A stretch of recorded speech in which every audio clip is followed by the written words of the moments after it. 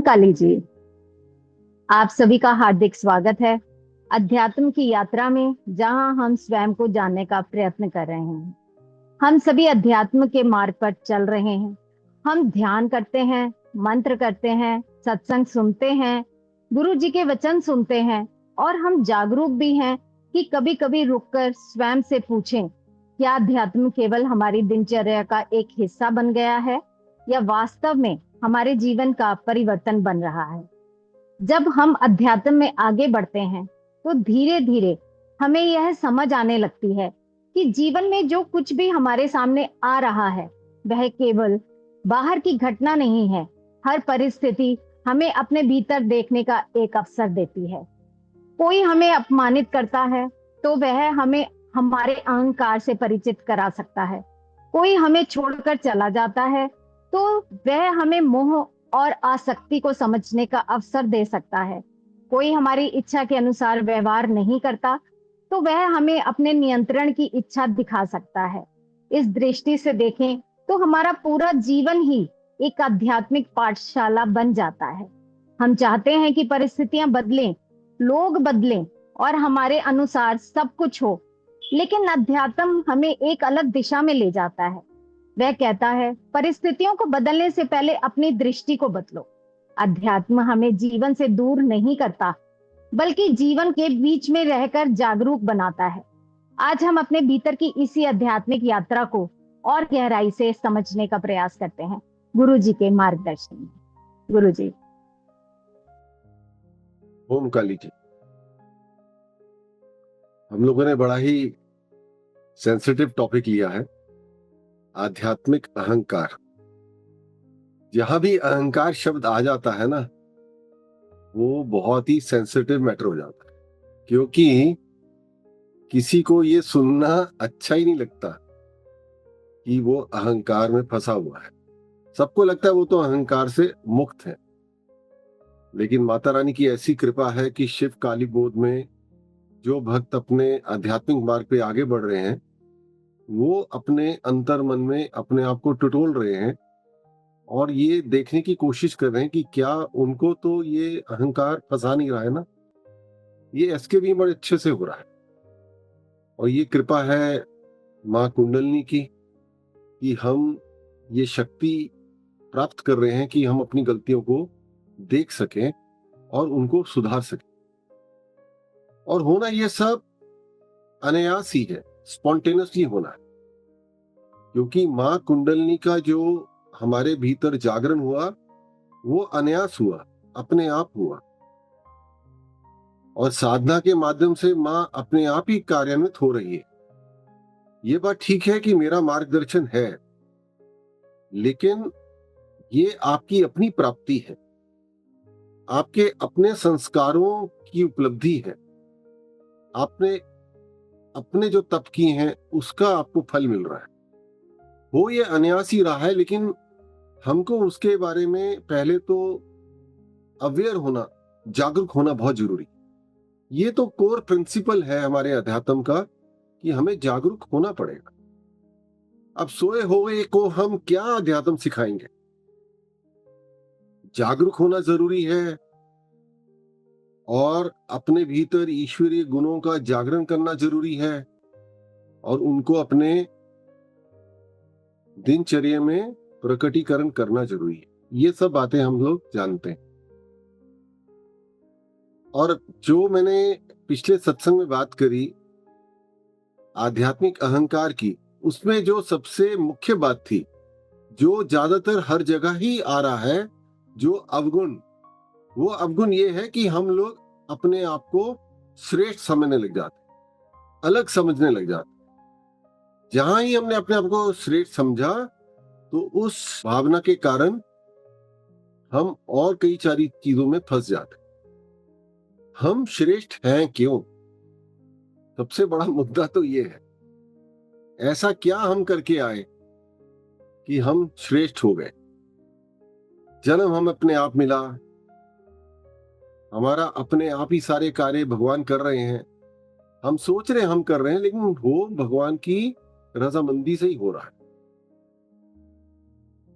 श्रेष्ठता की भावना जो है ना, वो मनुष्यों में ज्यादा है, जानवरों में तो है ही नहीं बिल्कुल भी, पेड़ पौधों में नहीं है। इसकी एक बड़ी अच्छी कहानी है। एक मूर्तिकार थे, वो मिट्टी की मूर्तियां बनाते थे। तो बहुत सारी मूर्तियां उन्होंने बनाई थी। उसमें मनुष्य भी थे, महिला थी, आदमी थे, राजा था, साधु भी थे, बहुत सारे पेड़ पौधे भी उन्होंने बना रखे थे मिट्टी के, जानवर ही बना रखे थे।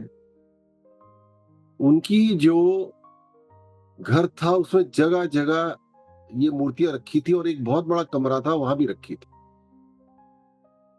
अब रात को जब मूर्तिकार सो जाते थे तो वो मूर्तियां जागृत हो जाती, और जागृत होने के बाद जो जानवर के स्वरूप में थे और जो पेड़ों के स्वरूप में थे वो शांत रहते थे, लेकिन जो मनुष्य के रूप में थे वो आपस में बहस करने लग जाते कि कौन श्रेष्ठ है। राजा कहता था मैं श्रेष्ठ हूं, कोई पढ़ा लिखा था वो कहता था मैं श्रेष्ठ हूं। बनाया सबको मूर्तिकार ने, है सभी मिट्टी के, लेकिन सब अपनी आप को दिखाना चाहते थे कि वो श्रेष्ठ है। यहां तक कि कुछ उन्होंने साधु भी बना रखे थे, वो भी आपस में बहसबाजी करते थे कि कौन श्रेष्ठ है उनमें से, कौन ईश्वर के ज्यादा करीब है, कौन ज्यादा अच्छी साधना कर रहा है, किसने ज्यादा तप किया, कौन ज्यादा देर खड़ा हुआ एक पैर पे, किसने ज्यादा देर खाना नहीं खाया। वो इस बात की बहस करते थे। तो ये सिलसिला बहुत सारी रात चला। तो उन्होंने सोचा कि हम इस तरह से बहस करते हैं तो क्यों ना किसी अच्छे व्यक्ति से पूछें कि हम में श्रेष्ठ है कौन। तो एक गरीब सा इंसान जो उन्होंने बनाया था मूर्तिकार ने, वो एक कोने में बैठा रहता था, कुछ बोलता नहीं था। तो उन्होंने कहा क्यों ना इसकी राय ली जाए, ये थोड़ा सा समझदार लग रहा है। तो उन्होंने उससे पूछा, तो उसने कहा मैं बहुत दिनों से देख रहा हूं आप लोग बहस कर रहे हैं, लेकिन आपको ऐसा क्यों लग रहा है कि आप में से कोई भी श्रेष्ठ है। मिट्टी के बने हो, कोई रास्ते में जाते हुए टूट जाएगा, कोई जब अपने स्थान पे पहुंचेगा वहां कभी गिर जाएगा, वहां टूट के मिट्टी में मिल जाएगा, कोई 10 साल बाद ही खत्म हो जाएगा। तो सबका जीवन काल निर्धारित है, सब मिट्टी के बने हो, मिट्टी में मिलना है, तो श्रेष्ठ तो कोई भी नहीं है। ये सबसे बड़ा ज्ञान का सूत्र है जो हमें जानना चाहिए कि कोई श्रेष्ठ नहीं। और उस बात को हमने अपने जीवन के हर पल में दर्शाना है। चाहे हमारे घर में काम करने वाले लोग हैं, हमारे ऑफिस में जो लोग हमारे से नीचे काम करते हैं, जो भी लोग हमारे जीवन में आ रहे हैं जो हमसे कम सक्षम है, उनको हम करुणा की भाव से देखें, थोड़ा उन पे हम कृपालुता बरसाएं, थोड़ा उनके लिए प्रेम दर्शाएं कि हम थोड़ी किस्मत वाले हैं कि हमें थोड़ा अच्छा जीवन मिल गया। इसका मतलब ये नहीं है कि हम श्रेष्ठ हो गए। श्रेष्ठता की भावना साधक के लिए एक विष के समान, इसको तो कम से कम आप सब लोग अपने जीवन से निकालें। जब समझ में आ गया तो फिर करना क्या है इसका, है ना। ये हमारे पतन का कारण बन जाता है। कोई श्रेष्ठ नहीं, जो हमें मिला वो कृपा है। आज हम सत्संग सुन रहे हैं, हम अपने जीवन को बदल रहे हैं, हमारा परिवार अच्छा हो रहा है, हमारी बीमारियां ठीक हो रही हैं, हमारे जीवन में सुख की अनुभूति हो रही है, ये सब कृपा है। ये कोई हमारे श्रेष्ठ होने का प्रमाण नहीं है, क्योंकि हम विनम्र होते जा रहे हैं। इसीलिए हमारा जो ईश्वर के संग योग स्थापना हो रहा है वो आगे बढ़ रहा है, और वहीं से कृपा है, वहीं से आ रहा है सब कुछ। जो भी शिवकाली बोध में आपके जीवन में परिवर्तन आ रहा है वो इसलिए आ रहा है क्योंकि आपके तार जुड़ रहे हैं, और तार जुड़ने का मूल कारण यही है कि आपके भीतर से श्रेष्ठ होने की भावना का नाश हो रहा है, क्योंकि श्रेष्ठ होने की भावना ही आपके भीतर अहंकार लेके आती है। तो जब अहंकार का नाश हो गया तो ईश्वर संग हमारा योग स्थापना के मार्ग पे हम आगे बढ़ जाते। सबसे बड़ी बात हम ये जान लें कि हम श्रेष्ठ नहीं, हम सामान्य हैं, हम सब एक समान हैं, सबके सम, सेम टू सेम। केवल हम पे कृपा है तो हम धर्म के मार्ग पे। उसी श्रेष्ठ होने की भावना से ही हमारे भीतर ये बात आती है कि हम दूसरों को दोष दृष्टि से देखने लग जाते हैं, दूसरों के दोष निकालने लग जाते हैं, जज करने लग जाते हैं, आलोचनात्मक हो जाते हैं, है ना। ये भी वहीं से आ रहा है। तो ये मैंने पिछले सत्संग में आप सबसे रिक्वेस्ट करी थी कि कम से कम दूसरों की आलोचना करना, दूसरों को डिस्कस करना, दूसरों की कमियों को निकाल के डिस्कस करना हम छोड़ देते। ये तो बहुत लोग कर रहे हैं जो ईश्वर के मार्ग पे नहीं है, तो फिर हम में और उनमें कुछ फर्क होना चाहिए ना। और ये क्योंकि इतनी एक छोटी हमारी प्रवृत्ति से आती है, दूसरों की आलोचना करने की जो भावना है, सबसे पहले तो साधक को ये छोड़नी चाहिए। मुझे करना ही नहीं है, कोई आपसे बात करे, आप बोले मुझे सुनना ही नहीं है, इस बारे में मुझे कोई डिस्कशन ही नहीं करना, क्योंकि वो उसकी यात्रा है, वो उस यात्रा में जैसे चल रहा है ईश्वर देख रहे हैं और गुरु भी देख रहा है।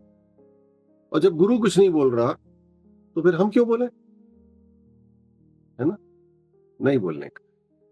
तीसरी बात जो है वो भी श्रेष्ठ होने की भावना से आ रही है कि मुझे ज्यादा पता है, मैं ज्यादा ज्ञानी हो गया, मुझे अध्यात्म का ज्यादा पता है। मैं आपको एक एग्जांपल बताता हूं। हमारे जहां जब हवन होता है ना, तो कई बार ऐसे लोग आते हैं जो हवन को एक तरीके से करते हैं क्योंकि उनको ऐसा सिखाया गया। उसमें एक बड़ी छोटी सी बात होती है कि जब हवन सामग्री को डालते हैं हवन कुंड में, जब अर्पण करते हैं, तो कुछ लोग एक उंगली का प्रयोग नहीं करते, जिसको हम कहते हैं विशुद्धि की उंगली, उसका प्रयोग नहीं करते, बाकी से पकड़ के उसको डालते हैं क्योंकि उनको ऐसा सिखाया जाता है। हो सकता है उसके कुछ कारण हो।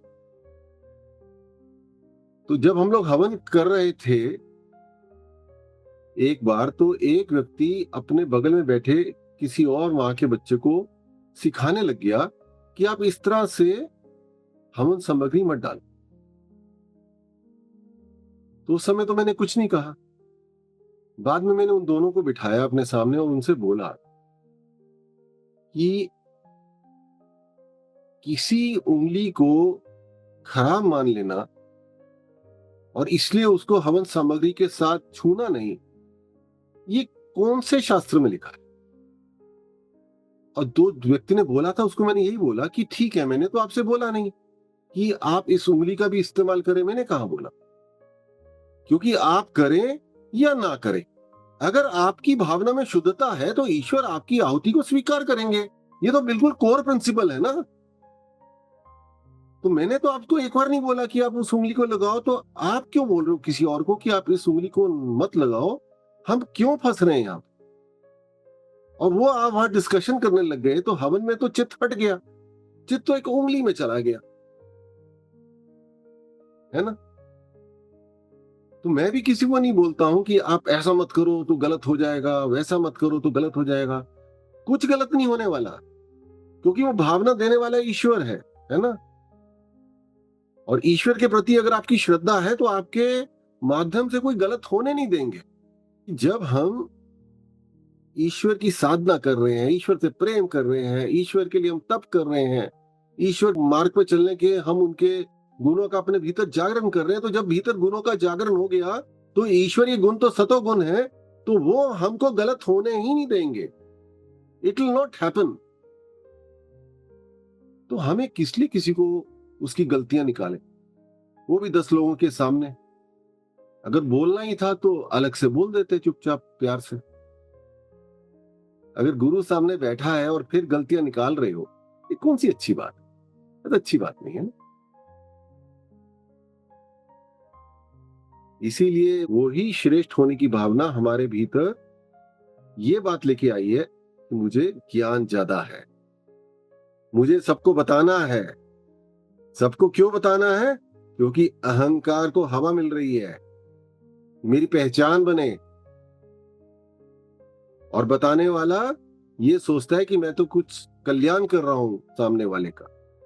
आप चिंता ना करें, जब ईश्वर को उसको सही मार्ग पे लाना पड़ेगा तो वो गुरु के माध्यम से उसको बता दे।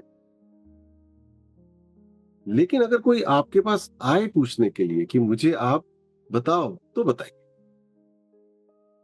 तो बताना आपकी जिम्मेदारी, अगर आपको पता है। अगर नहीं पता है तो बोलिए कि मुझे पूरी तरह से नहीं पता, लेकिन जितना पता है उतना बता देता। क्लियर हो गया हमारे को? थर्ड बात भी क्लियर हो गया कि श्रेष्ठ होने की भावना ही हमारे भीतर इस बात को लेके आती है कि मुझे ज्यादा ज्ञान है। और चौथी बात क्या है कि जिसके अंदर श्रेष्ठ होने की भावना होगी वो दूसरों को तो बताएगा कि आपको ये सब करना है। अध्यात्म के मार्ग के बारे में बहुत कुछ बताएगा, साधना के बारे में बहुत कुछ बताएगा, लेकिन उसको जिएगा, खुद नहीं जिएगा, क्योंकि उसको लगता है उसको इतनी जरूरत नहीं है, क्योंकि वो पहले से ही काफी ऊंचा पहुंच गया है ना। जी नहीं रहा, प्रैक्टिकली वो खुद नहीं कर रहा, बस दूसरों को बताने के लिए सब कुछ चल रहा है। तभी तो गुरु बनने में समय लगता है ना। तो अगर आपको गुरु बनना है, और गुरु बनना है, अच्छी बात है, क्योंकि गुरुओं की जरूरत भी है, अच्छे गुरुओं की बहुत जरूरत है इस समय हमारे अध्यात्म की दुनिया में। लेकिन उसके लिए पहले अपना शुद्धिकरण पूर्ण करने की स्थिति में पहुंचिए कि पूर्णता से शुद्धिकरण हो गया। तब किसी को समझाएंगे भी तो प्रेम से समझाएंगे, करुणा से समझाएंगे, उसको दुख नहीं पहुंचने देंगे, उसको कोई ऐसे शब्द नहीं बोलेंगे कि व्यक्ति दुखी हो जाए। ये थोड़ी करने आए हम यहाँ, है ना। तो जैसे हमने अपशब्द बोले तो हमारे भीतर ये भाव है कि मुझे ज्यादा पता है, इसीलिए मैं आपको बता रहा हूं। लेकिन अगर आप जीवन को उस तरह से जी रहे हैं जिस तरह से जीना चाहिए एक साधक की तरह से, तो फिर आप नहीं बोलेंगे। आध्यात्मिक अहंकार आपको नहीं छुए। ये चार बात हो गई, चार अवगुण हो गए। और उसी श्रेष्ठ होने की भावना से हमारे भीतर क्या आ रहा है कि मुझे पता चल गया, मेरा ईश्वर से तार जुड़ गया, मेरे को पता चलने लग गया कि क्या होने वाला है, किसके साथ क्या होने वाला है। छोटी मोटी कुछ सिद्धि मिल गई, छोटी मोटी कुछ हमें ज्ञान मिल गया, वो भी फसावट है, वो भी आध्यात्मिक अहंकार में आ जाता है कि जब तक हमारी शुद्धता पूर्ण नहीं हुई और हमारा जो योग स्थापना ही नहीं हुई, तो बीच में कुछ चीज पता चल रही है, हो सकता है कुछ सही हो और कुछ हमारी मानसिक भावना, हमारी मेंटल प्रोजेक्शन हो। क्लियर हुआ ना आपको? तो इसीलिए ये भी उसी में आ गया कि हम छोटी मोटी कोई प्राप्ति करके दूसरों को ज्ञान देने लग गए, वो भी नहीं कर। थोड़ा कठिन है, क्योंकि जब हम इतनी मेहनत करके अध्यात्म में आगे बढ़ रहे हैं तो मन करता है दूसरे को बोलें, दूसरे को दिखाएं। थोड़ा सा हम पेशेंस रखें। जब हमारा पूरी तरह से शुद्धिकरण हो जाएगा तो अपने आप ही माँ हमारे को अपना यंत्र बना के अपने काम के लिए इस्तेमाल करेगी। तब तक के लिए हमें थोड़ा सा इंतजार करना है। इसके अलावा क्या चीज हमने डिस्कस करी कि जो लोग आध्यात्मिक अहंकार में फंस जाते हैं वो अपनी वेशभूषा को लेके बहुत ज्यादा आडंबर करने लग जाते। बड़े बड़े तिलक लगाएंगे, बड़े बड़े माथे में हल्दी का लेप करेंगे, चंदन का लेप करेंगे, क्या क्या करेंगे, क्या जरूरत है उस सब की? मेरे को नहीं लगता कोई जरूरत है, क्योंकि जिसको प्राप्ति हो गई उसको कुछ दिखाना ही नहीं होता। उसका जो प्रकाश है वो ही सबको नजर में आ जाता है। वो कोई बाहर के दिखावे पे नहीं निर्भर करता, है ना। और जो लास्ट बात हमने उसने डिस्कस करी थी वो ये थी कि आध्यात्मिक अहंकार होने के कारण लोगों की जो लक्ष्य तो बहुत ऊंचा हो जाता है कि शिव मिलन करना है, योग स्थापना करना है, माता रानी के चरणों में अपने आप को समर्पण करना है। लेकिन जैसे ही उनको कोई ऐसी स्थिति में जाना पड़ता है जो अप्रिय है, जो उनको अच्छी नहीं लगती, तो उनका सारा का सारा संतुलन खराब हो जाता, क्योंकि सब कुछ उनको अपने हिसाब से अच्छा चाहिए, अध्यात्म में भी। ये भी बात गलत है। तो ये हमने बातें डिस्कस करी पिछले सत्संग में। अब हम आगे की बात डिस्कस करते। आप कुछ कहेंगी शिवानी? आपने कहा था आज मैं कुछ कहना चाहूंगी, बताएं। ओम काली गुरुजी, ओम काली सबको।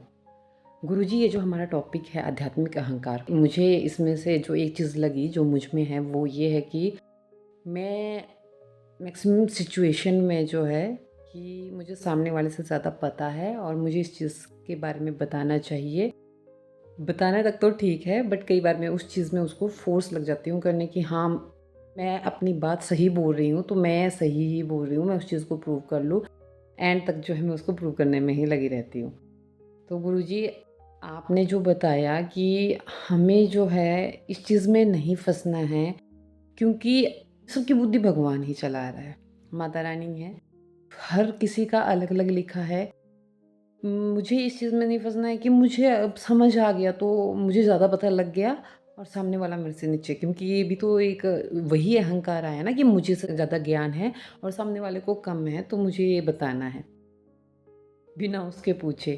तो गुरुजी, अब मुझे ये चीज़ समझ आ गई है, क्योंकि उसकी बुद्धि भी भगवान ही चला रहा है, मेरी बुद्धि भी भगवान ही चला रहा है। उसके अलग प्रारब्ध है, मेरा अलग प्रारब्ध है, अलग अलग हमारा टाइम लिखा है कटने का। तो मुझे जो है उसका जैसा चल रहा है उसका चलने देना है।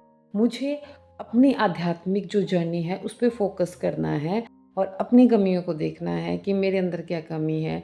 और गुरुजी, हाँ, आपकी और माता रानी के आशीर्वाद से आज इस सत्संग में मुझे ये चीज़ समझ आ गई है कि मुझे इस चीज़ में नहीं फंसना है। बिना किसी के कोई ज्ञान मांगे या किसी चीज़ के बारे में बिना पूछे मुझे अपनी बात वहाँ पे प्रूव नहीं करनी है, क्योंकि अगर वो किसी सिचुएशन में है, कोई चीज़ को किसी उस तरीके से समझ रहा है, तो वो भी भगवान का ही रचा हुआ है। तो मुझे उसमें इंटरफेयर करने की कोई ज़रूरत नहीं है। मुझे अपना सिर्फ अपना रास्ता देखना है कि मेरा आध्यात्मिक मार्ग में मुझे और क्या काम करना है। ओमकारी गुरुजी। Thank you. आज के जो हम अवगुण डिस्कस करते हैं, जो हमारे भीतर आध्यात्मिक अहंकार को दर्शाते हैं, उसमें पहला ये है कि हमारे भीतर ये भावना आ जाती है कि जो भी भौतिक जीवन में हमें करना है, भौतिक जीवन में क्या होता है, जैसे परिवार है, कुछ हमारी कामनाएं हैं, कुछ हमारे शारीरिक संबंध हैं अपने परिवार को लेके, कुछ हमारी परिवार को लेके भावनाएं हैं। जो भी ये चीजें हैं जो हमारे को संसारी बनाते हैं, वो गलत है। जिसके अंदर आध्यात्मिक अहंकार आता है वो इन चीजों को निम्न वर्ग की मानता है। वो सोचता है ये चीजें हमारे को अपवित्र कर रहे हैं। ऐसा कुछ भी नहीं है। चाहे वो यौन संबंध हो, चाहे वो हमारी कामनाएं हो, चाहे वो हमारे काम करने की भावना हो, परिवार के लिए प्रेम हो, कोई भी ऐसी चीज हमारे को अध्यात्म में नीचे नहीं लेके जाती। नीचे लेके जाती है हमारा दृष्टिकोण। नीचे लेके वो जाता है कि हम अपने यज्ञ कर्म को कोई भी समय नहीं दे रहे, हम अपना पवित्रीकरण नहीं कर रहे, हम अपनी साधना को उतना इंपॉर्टेंस नहीं दे रहे जितना देना चाहिए। अगर हम वो सब कर रहे हैं जो एक आध्यात्मिक जीवन प्रणाली में हमें करना है, तो जो भी सामान्य जीवन है वो हम व्यतीत कर सकते हैं बिना किसी ऐसी भावना के कि ये छोटी चीज है। बिल्कुल ही गलत है। आपने देखा होगा ना, कई लोग जिनको आध्यात्मिक रूप से थोड़ी प्राप्ति हो जाती है, वो दिखाते हैं कि ये चीजें बड़ी बेकार हैं। अरे बेकार होती तो तुम्हारा भी जन्म नहीं हुआ होता, तुम कहां से पैदा होते? तुम भी जीवित हो, तुम्हारे परिवार ने मेहनत करके तुम्हें भोजन दिया, तुम भी जीवित नहीं होते। तुम्हारे को तुम्हारे परिवार ने संस्कार दिए, तो तुम्हारे अंदर वो चीजें भी नहीं होती। वो सारी कहां से आ रही हैं? वो संसार से आ रही हैं। तो संसार में रह के ही असंसारी बनना होता है। कि जो जो हमने ये बातें डिस्कस कर रहे हैं, अगर इनको अपने जीवन से निकाल देंगे और हम एक आध्यात्मिक प्रणाली से जीवन को व्यतीत करेंगे, तो जो भी संसार में हमें करना है, जो जरूरी है, वो कर सकते हैं। उसमें क्या प्रॉब्लम है? कुछ भी गलत नहीं।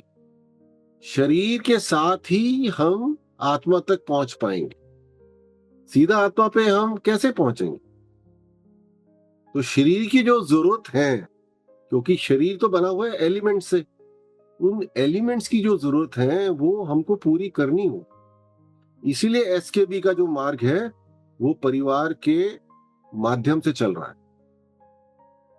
2500 साल बाद, बुद्ध के बाद, अब ये मार्ग आया है कि परिवार में रह के हमको ईश्वर की प्राप्ति के मार्ग पर आगे बढ़ना है। यही अब कृपा है और यही इस संसार को बदलेगा, क्योंकि 95% लोग तो पारिवारिक जीवन में है। क्लियर हुआ ना आपको बात? तो ये सोचना कि जो परिवार के मैटर्स हैं वो तो निम्न वर्ग के हैं, हम लोग ध्यान कर रहे हैं, हम लोग पर्वतों में जाके साधना कर रहे हैं, हम परिवार छोड़ के जा रहे हैं, ये उच्च कोटि की चीज है। आपने जो करना है आप करो, हम कौन सा कह रहे हैं कि आप जो कर रहे हो गलत है।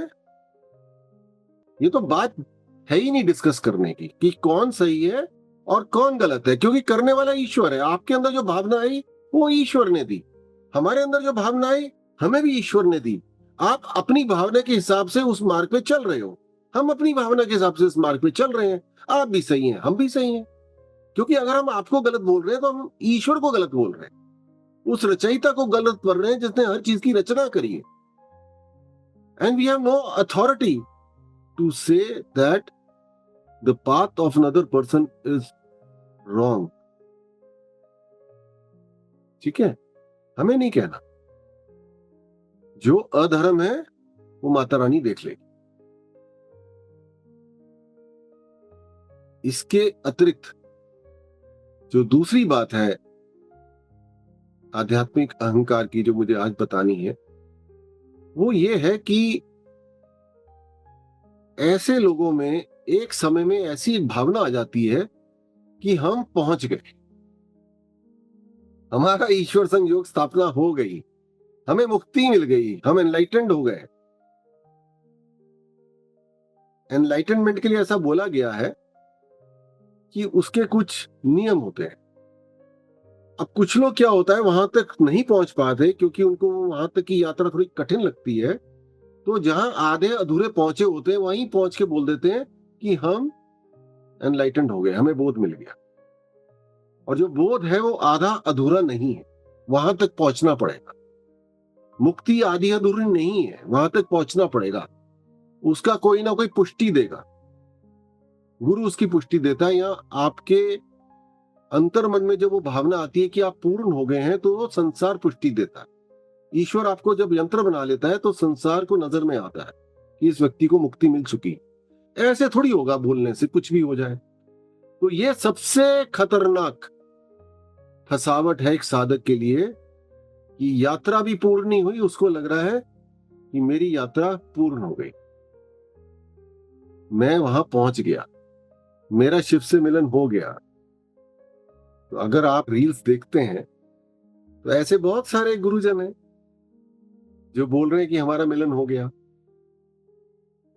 हमारे को योग स्थापना हो गई, हमें ये मिल गया, वो मिल गया। ज्ञान की कसौटी में हो सकता है आपको समझ में आ गया हो, लेकिन मिलन होने के कुछ नियम का पालन करना होगा, वो कुछ चीजें दर्शानी होगी, तो उसमें जल्दबाजी मत करिए। और इसी को हम अब समझेंगे आखिरी में कि फिर करना क्या है। उससे पहले मैं आखिरी वाला अवगुण बता देता हूं, फिर मैं ये बताऊंगा करना क्या है, जिसमें ये वाली बात आएगी कि जो लोग ऐसा सोचते हैं कि हम वहां पहुंच गए, उनको क्या समझना हो। आखिरी की बात यह है, वैसे तो बहुत सारी है, बट जो मुख्य बात है वो ये होती है कि जब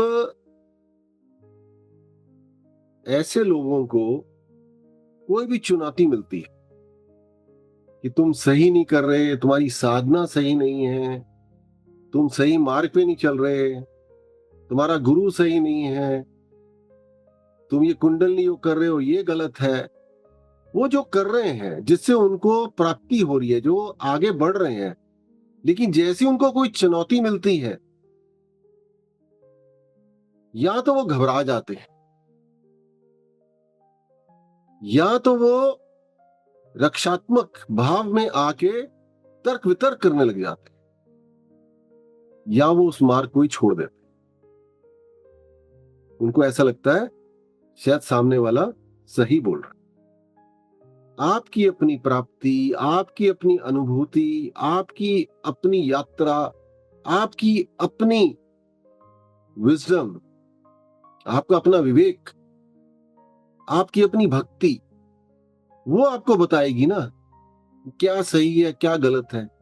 और अगर कोई व्यक्ति आपको ऐसा बोल रहा है तो आपको तर्क वितर्क नहीं करना, तो फिर क्या करना है, आपको चुप रहना।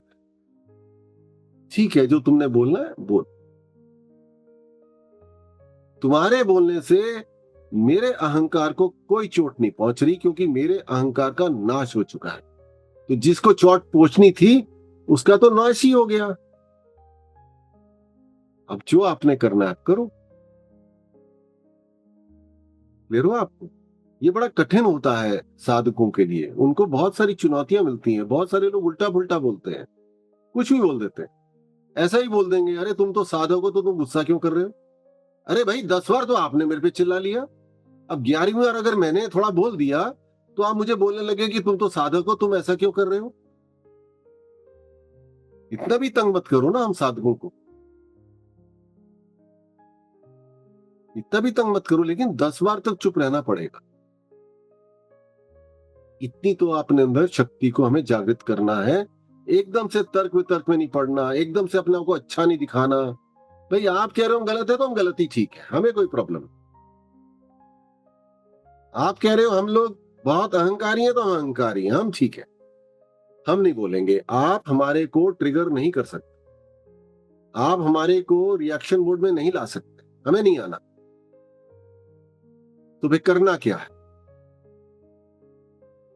है ना, फिर करना क्या है। करना ये है कि जो भी हो रहा है, जो भी घटित हो रहा है आपके जीवन में, जो अच्छा हो या बुरा हो, वो ईश्वर की लीला है। वो लीला घटित हो रही है, उसको देखने की शक्ति अपने भीतर जागृत करें। Just watch it without reacting. ये खेल खेल रहे हैं ईश्वर, उस खेल में आपके जीवन को सुधार रहे हैं, क्योंकि आप भक्त हैं, आप साधना के मार्ग पे हैं। लेकिन ऐसी कोई भी आप चीज नहीं लेके आए जीवन में कि सब कुछ अच्छा ही होने वाला है। आपकी दृष्टि के हिसाब से अच्छा, प्रभु की दृष्टि के हिसाब से सब अच्छा है, लेकिन प्रभु आपकी दृष्टि के हिसाब से नहीं चलने वाले। तो जो भी घटित हो रहा है, जैसा भी घटित हो रहा है, सब अच्छा है। शिव काली बोध में बहुत कुछ ऐसा चीजें घटित होती हैं जो लोगों को लगता है कि गुरुजी ये अच्छा नहीं हो रहा। तो ऐसा तो महाभारत में भी हुआ जब कृष्ण स्वयं विराजमान थे, ऐसा तो रामायण में भी हुआ जब राम जी स्वयं विराजमान थे, है ना। अगर हमने ये सोचा कि ऐसा नहीं होना चाहिए क्योंकि हम धर्म के मार्ग पे हैं, हम साधना के मार्ग पे हैं, तो ऐसा हो रहा है तो ये गलत हो रहा है, तो ये भी आध्यात्मिक अहंकार है।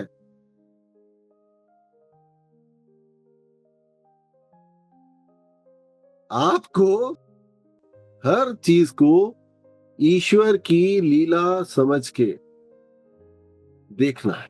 देखो कितना अच्छी लीला रची जा रही, क्योंकि इस धर्म युद्ध में, जो भी ये धर्म युद्ध हो रहा है, चाहे आपके परिवार के लेवल पे हो रहा है, ऑफिस के लेवल पे हो रहा है, इस समाज के लेवल पे हो रहा है, जहां भी हो रहा है ये, इसमें विजय भक्त की हो, पांडवों की विजय हो, जो राम जी के साथ हैं उनकी विजय हो। लेकिन समय लगता है। जब तक अज्ञानता का, अधर्म का पूरी तरह से पर्दाफाश ना हो जाए, ईश्वर पूरी तरह से उसको एक्सपोज ना कर दे, तब तक उसका नाश नहीं होता। तो साधक का काम क्या है? ईश्वर की लीला देख के, अपने आप को संतुलन में रख के अपने कार्य करते रहे। जो हो रहा है अच्छा, जो होगा वो भी अच्छा हो, क्योंकि मैं भक्त हूं, मैं साधक हूं, मैं साधना करता हूं, मैं अपना पवित्रीकरण करता हूं। प्रभु मेरे को रक्षा प्रदान करेंगे। अहंकार के साथ नहीं, समर्पण के साथ, प्रेम के साथ, कुछ नहीं बिगड़ेगा। है ना? क्लियर हुआ ना आपको? सारा लीला चल रहा है। हम सोच रहे हैं कि हम कर रहे हैं, हम कुछ भी नहीं कर रहे। अगर हमारे जीवन में ऐसी कुछ चुनौती आती है, तो ये सोचें कि बुरे से बुरा क्या होगा। ये होगा बुरा, ये तो कुछ भी नहीं है।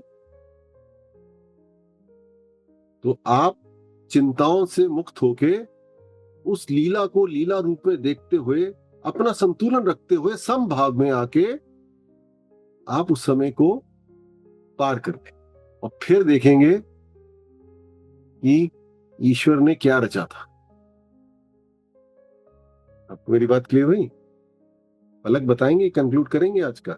गुरुजी, जैसा कि पिछले सत्संग से हमने कंटिन्यू करा कि हमारे अंदर आध्यात्मिक अहंकार आ जाता है, तो हम लोग जो है थोड़े से अहंकार में आके और लोगों को करेक्ट करने लग जाते हैं। जैसे आपने हवन के टाइम एक एग्जाम्पल दिया था कि हम ये सोचते हैं कि हमें ज्यादा आता है, तो हम अपने अंतर्मन जाने की बजाय दूसरों पे फोकस करने लग जाते हैं कि उनमें क्या गलतियां हैं। वो हमारे आध्यात्मिक अहंकार ही है, जब हम दूसरों को करेक्ट कर रहे हैं, जबकि हमारी स्पिरिचुअल जर्नी तो अपने आप को करेक्ट करने की है। दूसरा, जो कुछ भी हमारे अराउंड हो रहा होता है, हम उसको जज करना शुरू कर देते हैं कि ये सही है, ये गलत है। हमें क्या पता, भगवान की लीला तो बहुत बड़ी है। जो हो रहा है वो शायद देखने में अभी हमें गलत लग रहा है, क्योंकि हम उसे व्यूअर की नजर से नहीं देख रहे और हम उसमें अटैच हो रहे हैं या हम उसमें घुस रहे हैं। लेकिन भगवान ने हमें यही बोला है कि हमें उसे समभाव से देखना है, क्योंकि जो भी कर रहा है वो भगवान कर रहा है। तो ये भी हमारा अहंकार है, क्योंकि हम जज कर रहे हैं लोगों को या सिचुएशंस को, जो हो रही है वो सही हो रही है या गलत हो रही है।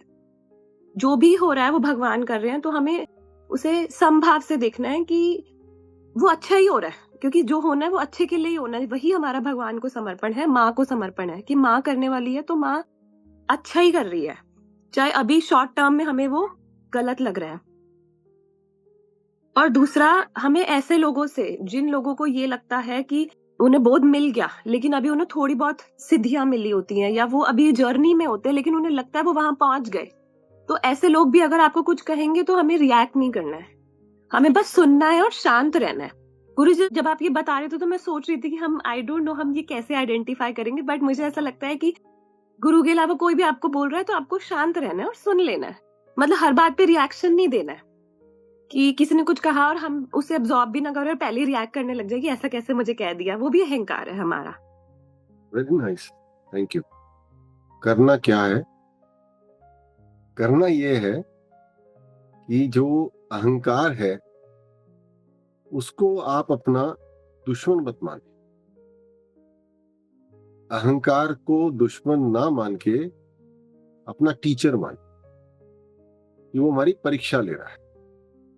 अहंकार के माध्यम से ईश्वर हमारी परीक्षा ले रहे कि हम कहां कहां फंस रहे, उसको आइडेंटिफाई करें, उस पर चित्त लगाएं, साधना करें, सब ठीक हो जाएगा, अपने आप चला जाएगा। कोई लड़ाई नहीं है ये, हम कोई युद्ध नहीं लड़ रहे हैं। हम केवल अपनी कमियों को पहचान रहे हैं, ईश्वर से प्रार्थना कर रहे हैं, अपना शुद्धिकरण कर रहे हैं, बाकी मां कुंडलिनी कर दे, अपने आप हो जाएगा। और दूसरी बात ये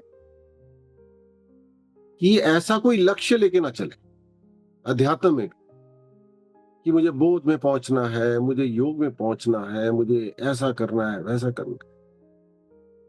एक जर्नल लक्ष्य लेके चलें कि ऐसा करना है, उसके को लेके बहुत ज्यादा चिंतित ना हो, बहुत ज्यादा ऑब्सेस्ड ना हो। अपनी यात्रा को आनंद लें, यात्रा को एंजॉय करें, अपनी साधना को आनंद के साथ करें, है ना। ऐसा प्रेशर मत फील करें, अभी ये ठीक नहीं हो रहा, अभी ऐसा नहीं हो रहा। सब हो जाएगा, धीरे धीरे सब हो जाएगा।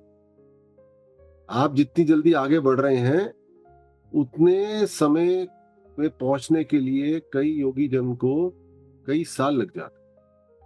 It's a very slow process, लेकिन क्योंकि मां कुंडलिनी जागृत हो गई है तो वो कर रही है ना। समझ में आया ना आपको कि ज्यादा हमने अपने आप पे एक आध्यात्मिक प्रेशर भी नहीं डालना कि अब सामाजिक प्रेशर से अपने आप को फ्री किया, ऑफिस के प्रेशर से फ्री किया, अब एक नया लेके आ गए। इस यात्रा को हम एंजॉय करें, आनंद के साथ साधना करें, आनंद के साथ पूजा करें। बस आनंद है, हम इसलिए कर रहे हैं, आनंद मिल रहा है, बहुत मजा आ रहा है कि संग में सब मिलके बात कर रहे हैं, बड़ा आनंद आ रहा है।